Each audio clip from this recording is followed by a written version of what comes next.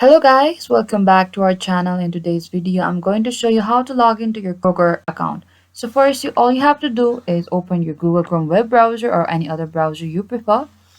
And in the top, there's a URL section right here. Type krogermastercard.com and enter it. And you will land into the Kroger Rewards World Elite Mastercard homepage. And in the top right corner right here, login section, click on that. And in order to log in your account in Kroger, type down your username and your password as well. If you want to remember your username in this bank, you can simply click on this small little box. But if you do not want to prefer that option, click that box again.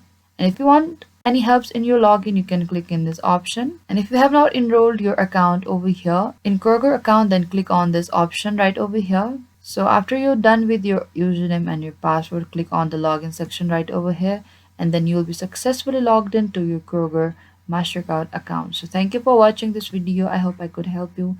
Don't forget to like, subscribe, and hit the bell notification icon for more upcoming uploads.